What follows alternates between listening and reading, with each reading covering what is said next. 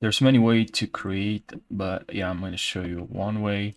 So I'll just click on here, the rectangle tool, and just here fill with a color. I'll go with this color. This color looks good, but you can choose any color you want. And now, okay, so what you can do is just click on new layer, and now we have a new layer. What can we do is actually click on um, there's multiple options, but I'm gonna go to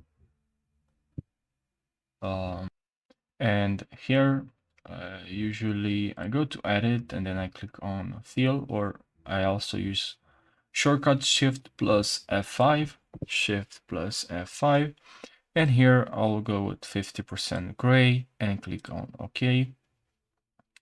Now what you can do is go to filter and click on noise and add noise. But before doing that, I also like to create liquify, to click on filter and then liquify, because now let's say you have this layer, right? You can obviously now go to noise and just add noise from here.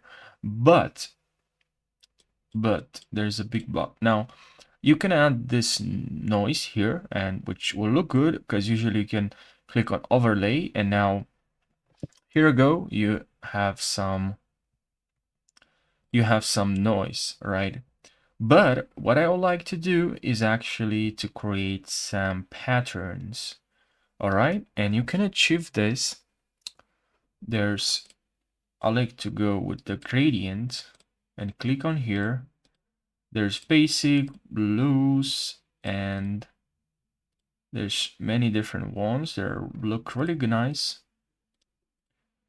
And you can search here for the one that you like the most, and it's great this because you can create this a banner and something for social media. And of course you can change the style, style from here, and you also have here, as you can see, your presets, and of course from here you can play with smoothness and change the color, right? If you don't like a color, you can change.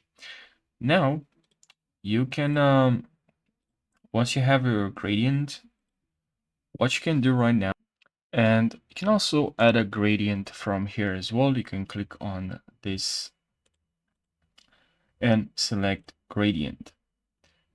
Okay, and from here you can select the angle, scale, all right, and then click on OK. And what you can do right now is once you create your gradient is right click and here select convert to smart object. And now you go to filter, click on liquify, and now you can create a nice pattern here. All right, this will help because I mean, it helps or not is either way. I mean, it's your decision, but I like when I add a liquify to a background because then it looks more chaotic, but in a good way. All right, and yeah, I just create now a pattern, something that you like, something that is something that just that looks good that you like. And now we can click on OK, and we have a very simple pattern, but now we can add a new layer. We can go to edit, fill, here click on OK. And now to this layer, I'm just gonna add some noise. Here in filter, add noise. Oh, no, where is this? But just make sure you add you add this gray, and then we can go to noise and add noise. Usually I like to go a lot of noise, but enable monochromatic and click on uniform.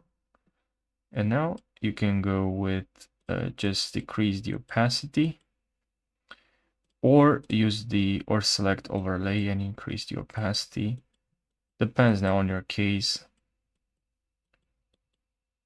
And now you have this. Now we have this layer, and we can play even more with this.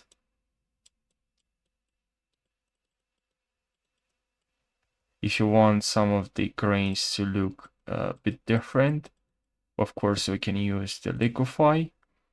And now we can also use this